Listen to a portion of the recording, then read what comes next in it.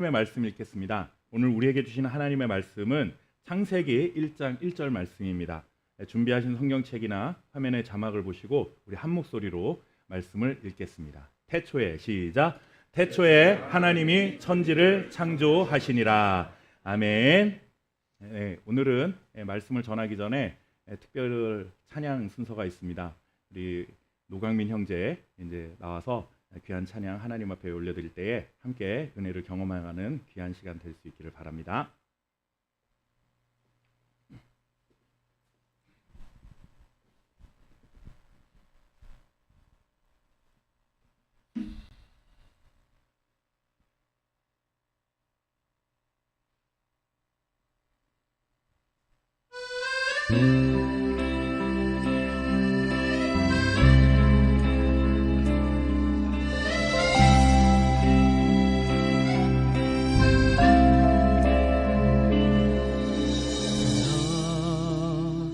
비로소 이제 깊고 넓은 바다 간다.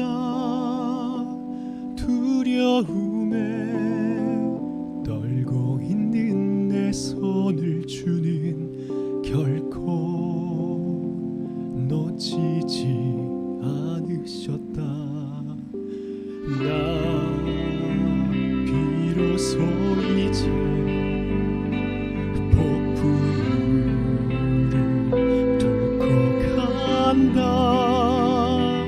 비바람에 흔들리는 나약한 나를 잡아주신 그분은 나의 주님. 주 나를 놓지 마소서. 이 깊고 넓은 바다에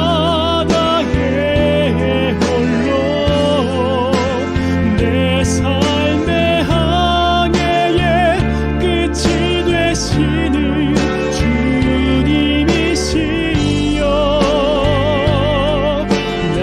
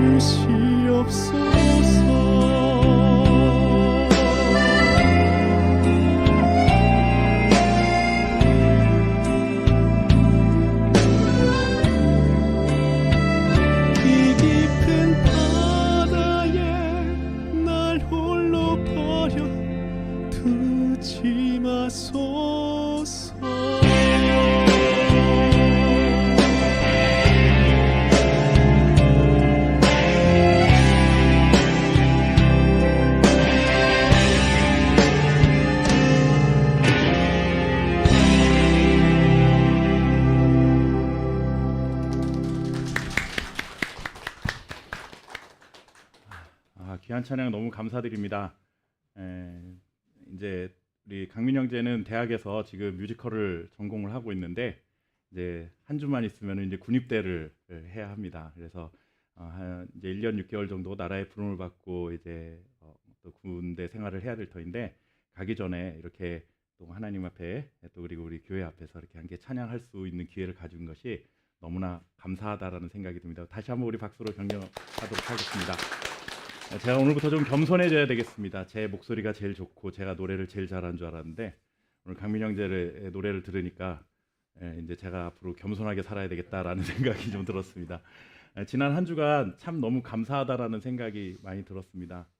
지난 한 주 동안 이제 처음으로 이제 교회에서 새벽 예배도 시작을 하고 수요 예배도 시작을 하고 그렇게 하면서 사실 제 마음속에는 또 이 혼자서 이 빈 공간을 또 얼마를 견뎌야 할까라는 그런 염려도 사실 있었는데 함께 기도해 주시는 분들이 있다라는 것이 너무나 감사했고 그리고 또 그런 고민이 참 하고 있었던 제 자신이 너무나 부끄럽다라는 생각도 또 하나님 앞에 하게 되는 시간들이었습니다.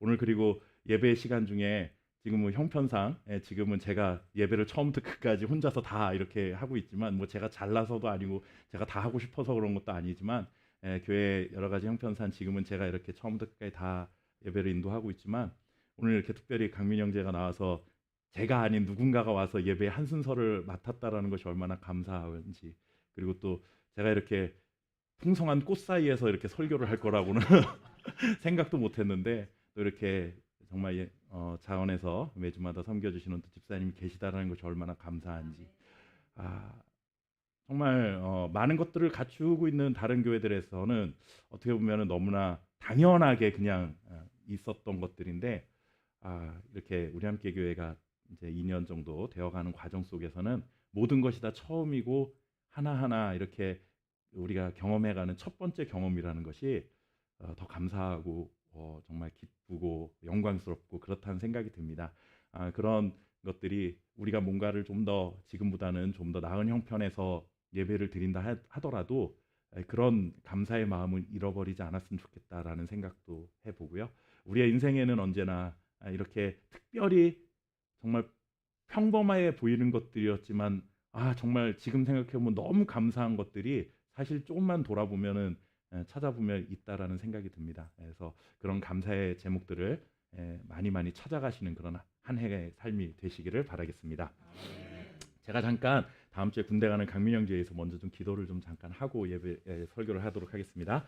살아계신 아버지 하나님, 오늘 귀한 또 형제를 통해서 우리 예배 시간에 이렇게 하나님을 높여드리는 귀한 찬양을 드리게 하시니 감사를 드립니다. 하나님께서 귀한 재능, 달란트를 허락해 주셨고 또 그것이 나에게 하나님이 주신 귀한 재능인 줄 알고 또 이제 전공을 하고 또 최선을 다해 자신의 꿈을 향해 달려나가고 있습니다. 정말 그 항해의 끝에 주님이 그 넓은 팔로 안아주시기 위하여 기다리고 계시는 줄 믿습니다. 때로는 가는 길에 파도도 만나고 비바람도 만나고 또 때로는 정말 생각하지 못했던 인생의 고난을 만날 수도 있지만 결국에는 그 하나님 품에 안기게 하시고 또 목표했던 곳에 다다르게 하실 그 전능하신 하나님의 손길을 의지하고 살아갈 수 있는 귀한 형제가 될 수 있도록 축복하여 주시옵소서. 이제 일주일 있으면 또 이제 부모님 품을 떠나서 잠시 나라의 부름을 받고 또 군입대 생활을 해야 합니다. 하나님 군대 생활 가운데서도 정말 졸지도 아니하시고 주무시지도 아니하시고 눈동자와 같이 보호하시는 하나님의 은총을 더 깊이 경험하고 나오는 복된 시간이 될 수 있도록 인도해 주옵소서.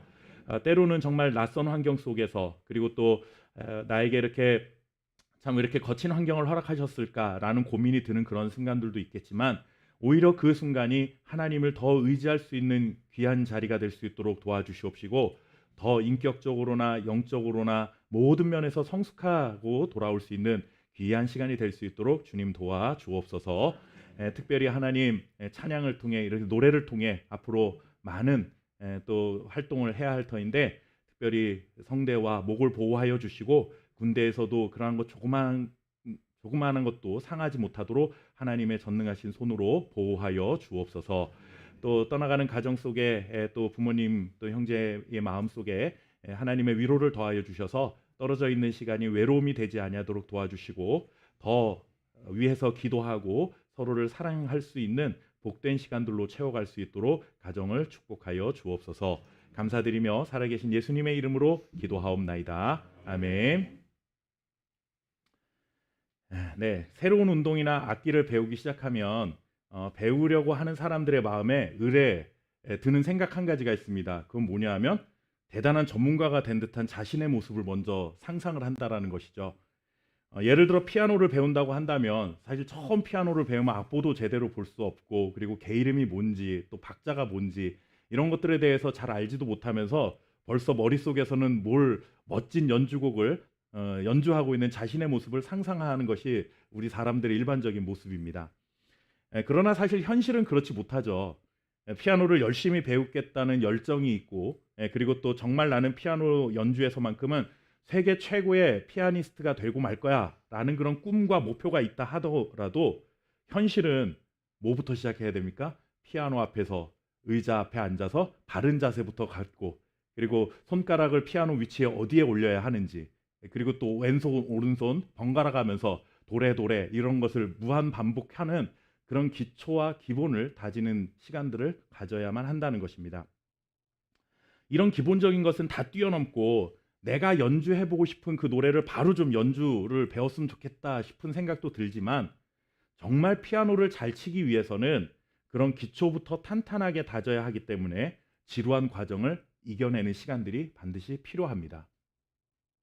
아주 기초적인 자세나 손 모양이나 그리고 손가락 위치 등은 다 건너뛴 채 급한 마음에 내가 연주해보고 싶은 연주곡을 그냥 악보를 딱 갖다 놓고 선생님 이거 연주하는 거 어떻게 치는지 건반은 요거는 요거 치고 이렇게 좀 알려주세요 라고 해서 만약에 거의 악보를 암기하고 건반 순서를 암기하듯이 그렇게 연주를 한다면 물론 그 노래는 다른 초보자들보다 조금 더 빠른 시간 안에 연주할 수 있을지는 모르겠지만 그것보다 더 어려운 노래나 아니면 다른 악보를 가져다 주었을 때는 하나도 치지 못하는 그런 일이 발생하고 말 것입니다.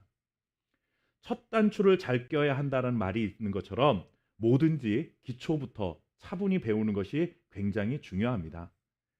이 정도는 5살 먹은 어린아이도 하겠다 하는 마음으로 기초를 우습게 생각하거나 아니면 조급한 마음에 웬만한 것은 다 건너뛰고 바로 실전으로 들어갑시다 라는 이런 태도는 몇 걸음 앞서갈 수 있을지는 모르겠지만 결국에 최고 수준에는 다다를 수 없다라는 것을 우리는 알아야 합니다.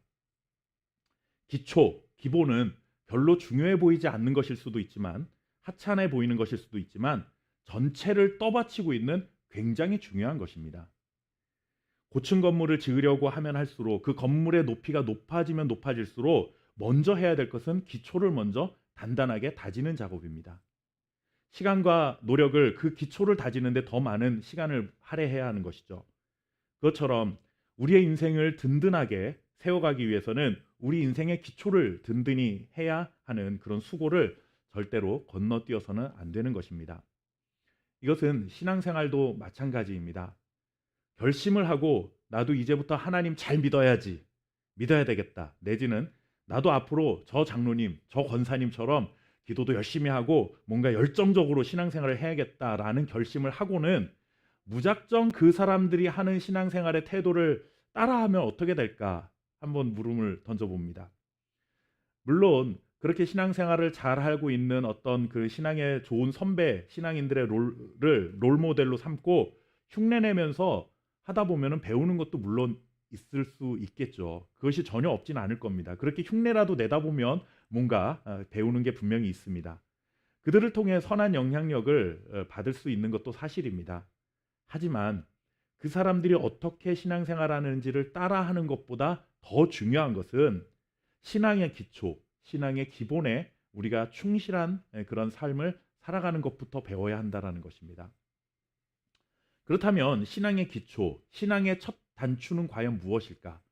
저는 그것은 신앙의 대상인 하나님을 아는 것부터 시작이다라고 생각합니다. 지난 2주간의 설교를 통해 우리는 하나님의 아는 것이 얼마나 중요하고 이것이 우리를 향한 하나님의 첫 번째 소원이며 그렇기 때문에 우리는 힘써서 여호와 하나님을 알아가는 일에 최선을 다해야 한다라는 말씀을 지난 2주간의 설교를 통해 말씀을 전해드렸습니다. 그렇다면 과연 우리가 성경을 통해 알아야 할 하나님은 과연 어떤 분이신가? 정말 하나님은 누구신가? 라는 것을 통해 오늘은 은혜를 나누려고 합니다. 오늘 주셨던 본문의 말씀 우리 다시 한번 좀 읽어보도록 하겠습니다. 창세기 1장 1절 잘 아는 말씀이지만 다시 한번 읽겠습니다. 태초에 시작. 태초에 아멘. 교회를 다니지 않는 사람들은 사실 이 말씀을 굉장히 대수롭지 않은 어쩌면 아니 말도 안 되는 소리다라고 그렇게 여길 수도 있습니다. 그렇지만 문제는 교회를 다니는 우리들조차도 이 말씀이 너무 익숙하다 보니 그리고 너무나 당연한 말씀이라고 우리가 여기다 보니 이 말씀의 중요성을 잊고 살아가는 경우가 종종 있을 수 있다라는 생각이 듭니다. 아까 제가 설교를 시작하기 전에 말씀드렸던 것처럼 교회라면 당연히 강대상 옆에 꽃꽂이가 되어 있고 누군가는 특송을 하고 누군가는 대표 기도를 하고 누군가는 또 설교를 하고 이런 순서를 맡아 하는 것이 굉장히 당연하게 여겨지면서 한 순서 한 순서에 대한 소중함을 이렇게 너무나 당연하다 보니까 잃어버리는 것처럼 이 말씀이 우리에게 우리 그리스도인들에게도 그렇게 여겨지는 것은 아닐까라는 생각이 들었습니다. 마치 피아노를 배우려 할 때 오른손으로 도레 도레 도레 계속 이거를 무한반복해야 하는 것을 대수롭지 않게 여기는 것처럼 우리도 이 말씀을 좀 그렇게 그냥 쉽게 그냥 당연하게 받아들이고 넘어가 버리는 것이죠. 하지만 창세기 1장 1절은 너무나 당연하고 그리고 또 우리에게는 이 말씀을 모르는 기독교인이 어디 있느냐 할 정도로 정말 가장 기본 중에 기본이고 이 정도 되면은 한 4-5살 되는 유아부, 유치부 아이들도 충분히 암송할 수 있는 아주 짧은 말씀이기는 하지만 그렇기 때문에 그만큼 더 중요한 말씀이다라는 사실을 우리는 잊어서는 안 되는 것입니다. 이 말씀은 하나님이 누구신가라고 하는 그 물음 앞에 가장 첫 번째 답을 주고 있는 성경 구절입니다. 하나님 어떤 분이십니까? 하나님은 창조주이십니다 라는 고백을 하고 있습니다. 이것은 우리에게 너무나 당연한 고백일 수 있어요. 아니면 반대로 말하면 하나님을 믿지 않는 사람들에게는 말도 안 되는 이야기일 수 있습니다. 그러나 이 차이가 우리 그리스도인들과 그리스도인이 아닌 사람들을 나누는 굉장히 중요한 기준이 되는 거죠. 세상을 바라보는데 과연 내가 무슨 색 안경을 끼고 이제 세상을 바라보기 시작하느냐라고 하는 출발점이 될 수 있다는 겁니다. 파란색 안경을 쓰고 세상을 보면 온통 다 파랗게 보이게 될 것이고 그리고 또 빨간색 안경을 쓰고 세상을 바라보면 온통 다 빨갛게 보이게 되는 이런 현상이 있다는 걸 우리 잘 알고 있죠. 그렇기 때문에 하나님이 창조주이시다라고 하는 그 전제를 가지고 세상을 바라보는 것과 하나님이 창조주라는 것은 말도 안 돼라고 하는 것으로 세상을 바라보는 시각은 완전히 그때부터 출발이 달라지기 시작한다는 것입니다. 하나님이 세상 모든 것을 만드신 창조주라는 사실을 전제해야만 그 다음 이제 창세기 1장 2절부터가 의미가 있는 것이죠. 하나님이 창조주라는 사실을 인정하지 못한 채 1장 2절을 읽는 것은 사실 무의미합니다. 요한계시록 마지막 장 마지막 절까지 읽었다 할지라도 그 성경 말씀이 그에게 별다른 유익이 될 수가 없습니다. 창세기 1장 1절 말씀이 믿어지지 않는다면 그 다음 구절부터 펼쳐지는 모든 성경의 말씀은 사실 소설과 같은 허무맹랑한 이야기가 되고 마는 것이죠. 하나님이 창조주이십니다 라고 하는 이 첫 단추를 그 다음에 그 단추를 꿰어야만 그 다음 단추를 꿰 수 있게 되는 것이고 그 단추를 두 번째 단추를 꿰는 것이 의미가 있어진다라고 하는 것입니다. 이 하나님은 창조주이시다라고 하는 이 단순한 진리가 세상 사람들과 우리를 구분하는 굉장히 중요한 기준이 된다라는 것은 하나의 예를 통해서 분명히 알 수 있습니다. 우리는 세상이 우연히 만들어진 것이 없다라고 믿죠. 하나님이 창조하신 세상은 다 하나님의 뜻과 계획과 목적을 가지고 하나님이 직접 만드셨다라고 말을 하지만 이 사실을 믿지 못하고 세상을 바라보는 사람들은 모든 것이 다 우연이고 행운이고 그냥 막연하게 찾아오는 어떤 그냥 그런 뭐 상황이라고만 받아들이게 됩니다. 원숭이가 갑자기 어느 날 사람이 됐다거나. 그래서 여러분들 원숭이가 사람이 되는 걸 믿는 게 편합니까? 아니면 그냥 하나님이 우리를 만드셨다라고 믿는 게 편합니까? 사실 저는 목사니까 뭐 당연히 창조주이신 하나님을 믿는 게 편하지만 만약에 객관적인 입장에서 이 두 가지 중에 하나를 선택해야 된다고 한다면 일단은 원숭이가 우리 조상이라고 하는 것 자체가 기분이 나쁘지 않습니까? 예, 우리의 조상 대대로 올라가 봤더니 원숭이다더라. 여러분들 이게 기분이 별로 유쾌하지 않습니다. 근데 그 조상을 우리는 지금 우리 안에 가다 놓고 동물원 가면 재미있게 놀리죠. 뭐 줬다 뺏었다 해 가면서 어떻게 우리 조상이라고 믿으면서 그런 태도를 취할 수 있겠습니까? 그건 말이 이 앞뒤가 벌써 맞지 않는 그런 이야기들 속에 세상 사람들은 그렇게 살아가고 있는 겁니다. 뭐 물론 그 사실에 대해서 끝까지 나는 못 믿겠다라고 하시는 분들도 뭐 창조주라는 사실에 대해서 못 믿겠다 하시는 분들도 많이 있겠지만 뭐 오늘은 그런 사람들과 우리가 논쟁을 벌이는 것이 목적은 아니니까 세상에 바라보는 시각이 이렇게 다르다라는 것입니다.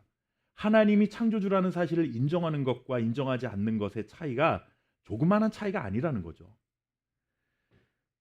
우리는 하나님이 이 세상 모든 것을 정말 먼지 하나까지도 하나님이 만드셨다라는 사실을, 그리고 하나님의 선하신 계획과 목적을 가지고 이 모든 것들을 만드셨고 하나님이 이 모든 것을 지금도 운행해 가고 계시다라는 사실을 우리는 믿어야 하는 것입니다.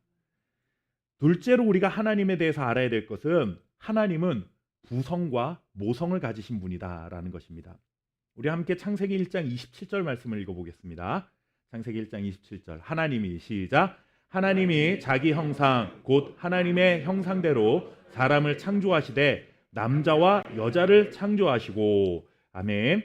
하나님께서 사람을 만드시는데 자기의 형상대로 만드셨다라고 말씀합니다. 그런데 이게 쉽게 말하면 이게 뭐냐면 하나님을 닮은 모양으로 사람을 만드셨다라는 그런 뜻이거든요. 그런데 하나님은 우리처럼 이런 육체가 있는 분이 아니지 않습니까?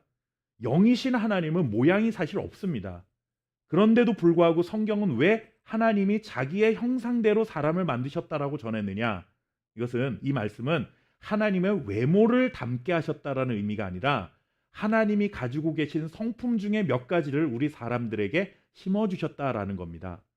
그것이 뭐냐면 우리가 사랑하는 마음을 갖는다거나 어떤 도덕적인 어떤 그런 윤리의식을 가지고 살아간다든가 선한 양심을 가지고 살아간다든가 이런 것들이 하나님의 형상 안에 있었던 것들을 우리 안에 심어주신 그 하나님의 성품인 것이죠.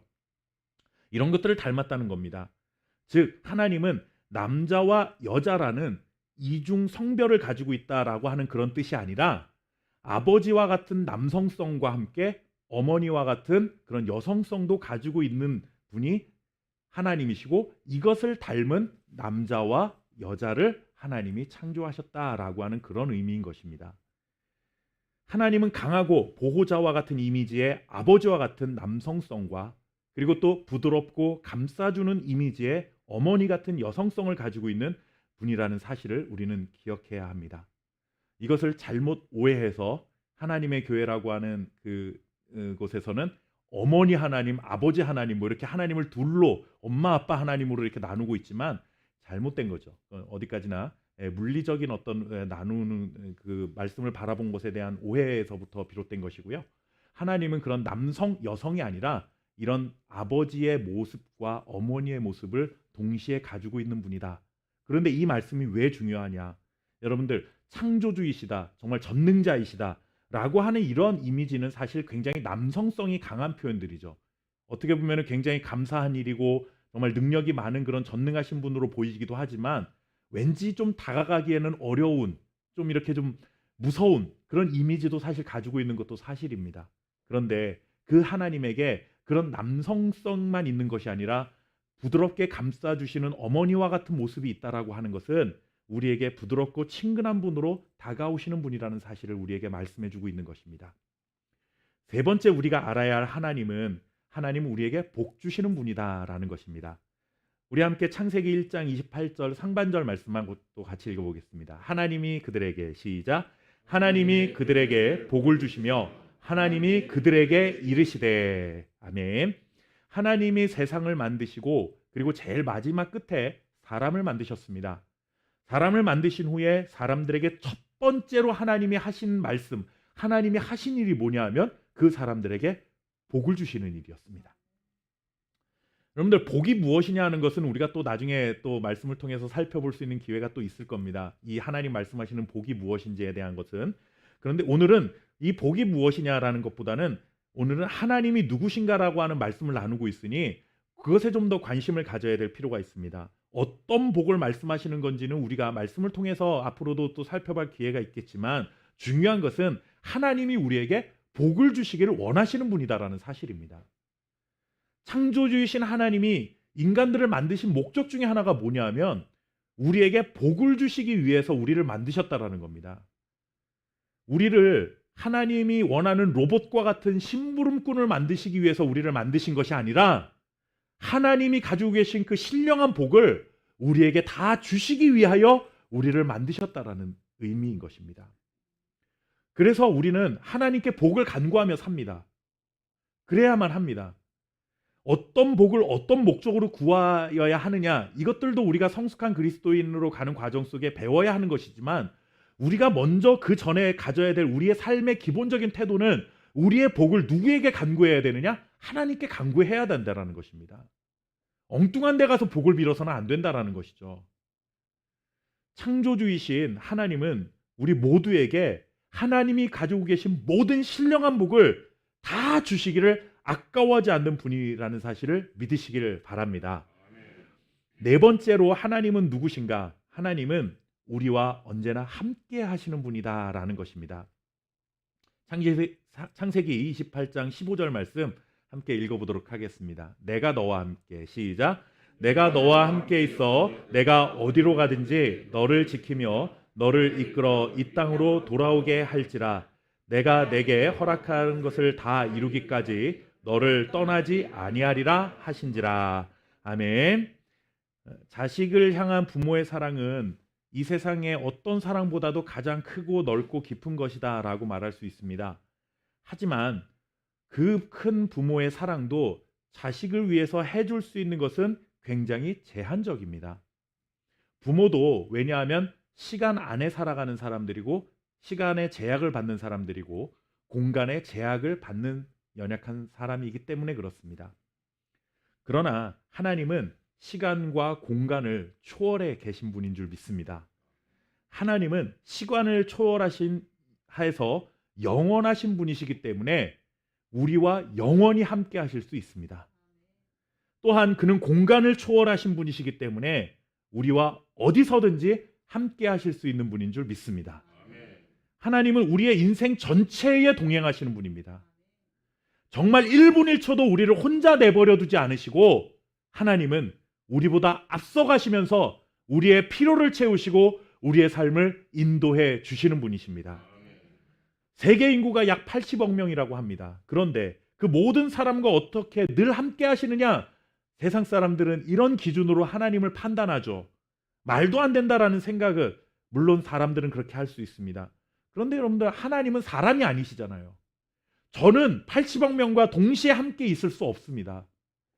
제 아들 둘 있는데 아들 2명만 돼도 하나들이 이리 가고 하나들이 저리 가면 둘 중에 하나를 선택해야 합니다. 그것이 우리의 가진 한계죠. 그런데 우리가 가지고 있는 한계를 가지고 누구를 자꾸 판단하려 하냐면 하나님을 판단합니다.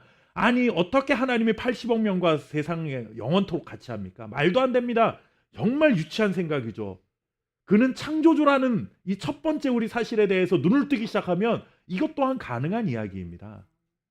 우리에겐 불가능한 일이지만 시간과 공간을 초월하신 하나님께는 하나도 어려운 일이 아니라는 사실이죠. 한밤중에 어두운 방 안에 여러분들 전등 스위치를 한번 탁 켜보십시오. 그러면 스위치는 한 방 구석에서 이렇게 하나 켜지만 그 방 안을 전체를 밝히는 빛은 방 전체를 밝히게 됩니다. 내가 이렇게 바라보고 스위치를 켰다고 해서 여기만 밝아지는 게 아니죠.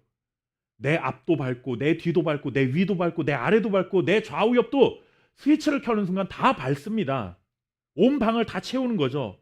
마찬가지로 하나님은 여러분들 나에게도 함께 하실 뿐만 아니라 이 전체 세계 인구의 80억 명과도 언제나, 그 인구가 80억이 아니라 800억, 8천억이 된다 하더라도 하나님은 언제나 그들과 함께 하시는 분인 줄 믿습니다.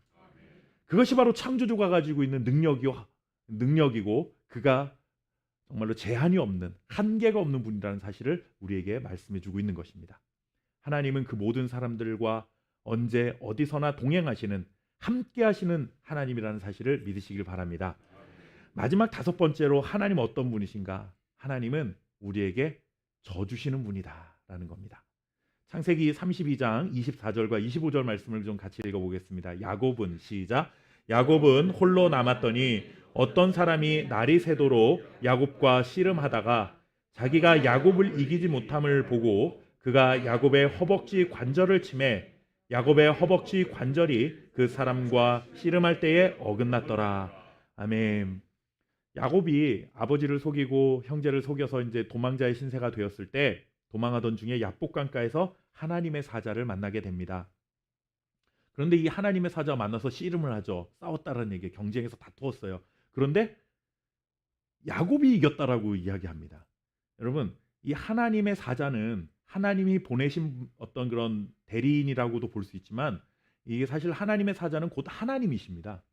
결국 하나님이 야곱을 이기지 못했다라고 성경이 전하는 것인데 어떻게 창조주이신 하나님이 야곱과 같은 이런 연약한 인간한테 질 수 있느냐? 말도 안 되는 소리가 여기 성경에 기록이 되어 있는 거죠, 사실은. 전능하신 그 창조주 하나님이 연약한 인간 야곱에게 졌다는 건 말이 안 되는 겁니다. 이게 정말 이 말씀은 우리가 잘 이해해야 됩니다. 이건 계란으로 바위치기보다도 더 말도 안 되는 이야기예요, 사실은.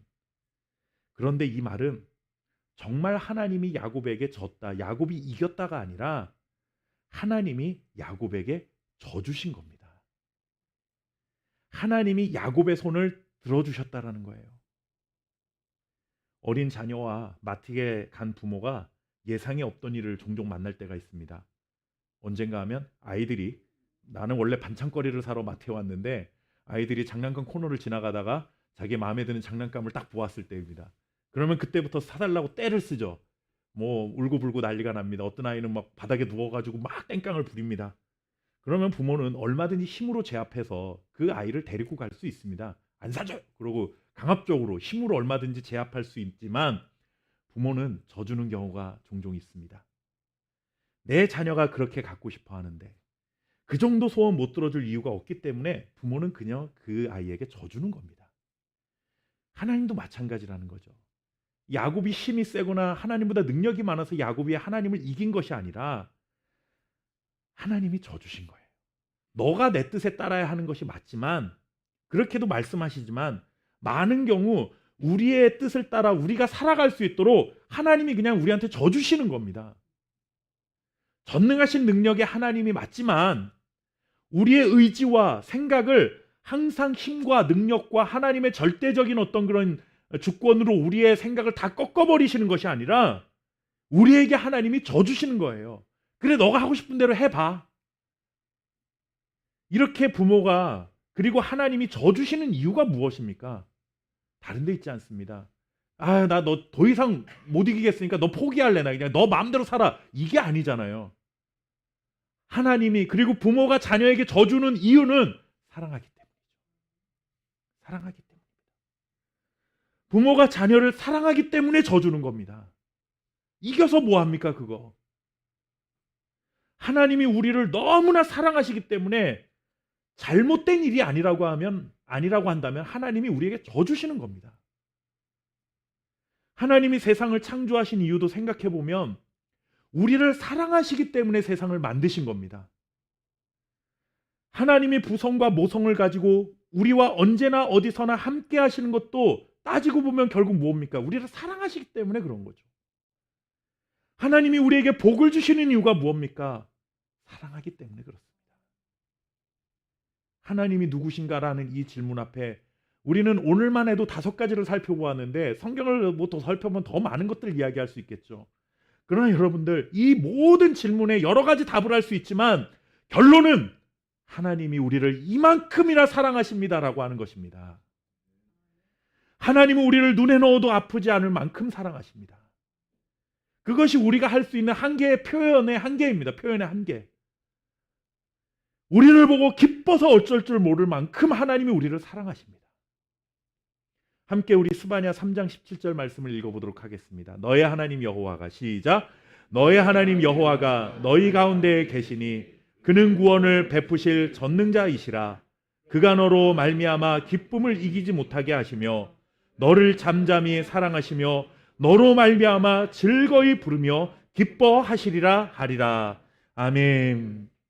여러분들 오늘 우리가 살펴본 모든 말씀이 이 한 구절에 다 담겨 있지 않습니까? 전능하신 하나님이 우리와 함께 계시고 구원의 복을 베풀어 주시는 하나님인데 그 하나님이 나를 너무 사랑하셔서 나 때문에 기쁨을 주체하지 못해서 어쩔 수 없어서 즐겁게 노래를 부르시는 분이 바로 하나님이시다. 나를 위해서 그렇게 즐겁게 노래 부르는 사람이 세상에 얼마나 됩니까? 힘들고 거친 인생을 살아가고 있는 우리들에게 얼마나 큰 위로가 되는 말씀입니까? 세상의 많은 사람들은 나를 꺾으려고 하고 나를 이기려고 하고 나를 위해서 경쟁해서 나의 위에 서려고 하지만 하나님은 그저 나를 바라보면서 그냥 기뻐서 어쩔 줄을 몰라서 노래를 부르며 춤을 추시는 분이 바로 하나님이십니다. 한숨과 슬픔이 가득한 인생길을 걷는 우리들에게 얼마나 큰 용기가 되는 말씀입니까? 학교에서도 우리 자녀들은 시험 성적 때문에 순위가 매겨지고 사람인지라 선생님들도 공부 잘하고 하나님 선생님 말씀 잘 듣는 그런 애들 더 이뻐하고 우리는 그런 속에서도 1번, 2번, 3번, 4번 이렇게 순번을 세우는 그런 세상 속에 살아갑니다. 뭔가를 이뤄야만 내가 사랑을 받을 수 있을 것 같고 뭔가 좀 대단한 사람이 되어야만 사람들에게 주목을 받고 관심을 받고 사랑을 받을 수 있을 것 같지만 하나님은 너가 줄 서서 1등 해야 돼. 선착순이야. 한 명만 내가 2명만 사랑해 줄 게가 아니라 그냥 너가 어떤 모습으로 아무리 초라하고 연약한 모습으로 있어도 그렇게 한숨 짓고 힘든 삶을 살아가고 있어도 나는 너를 기뻐서 어쩔 줄을 몰라 하고 있어. 내가 너무 사랑하기 때문에 너만 생각하면 난 노래가 절로 나온다. 오늘 이 말씀하고 있는 거잖아요. 날 이렇게까지 사랑해 주시는 분이 있다니 세상을 창조하신 전능하신 창조주가 그렇게 나를 사랑하신다니 이 사랑 때문에 우리는 가슴이 설레고 감격과 감동에 사로잡히지 않을 수 없는 것입니다. 인생에는 어떤 풍파가 밀려오고 어떤 슬픔이 휘몰아칠지 모릅니다. 그러나 나를 이렇게 사랑하시는 하나님이 있음을 알고 나니 내 삶에도 알 수 없는 기쁨이 샘솟아 나는 것이죠. 하나님은 누구십니까? 하나님은 나를 눈에 넣어도 아프지 않을 만큼 그리고 자신의 목숨을 다해서라도 나를 사랑하시는 분이십니다. 그 하나님이 나와 언제나 어디서나 함께하고 있다는 사실을 신뢰하고 살아갈 수 있는 저와 여러분 될 수 있기를 주님의 이름으로 축원합니다. 함께 기도하겠습니다. 살아계신 아버지 하나님, 세상은 나를 사랑해도 그 사랑이 나에 대한 모든 것을 다 해줄 수 없는 정말로 연약한 사랑일 수밖에 없습니다. 그리고 또 세상은 나를 이기려고 하고 나를 경쟁 상대로 보려 하고 내 위에 서려고 하는 그런 사람들이 있지 정말 나를 순수한 마음으로 사랑하는 사람들도 그렇게 많지 않은 것을 봅니다. 이런 거친 세상 속에서 때로는 아프고 힘들고 정말 나는 아무것도 아닌 초라한 인생인 것 같고 정말 그런 좌절감이 드는 순간들도 있지만 오늘 이 사랑의 하나님 정말 나를 얼마나 사랑하시는지를 이 말씀을 통해 우리가 함께 나누었습니다.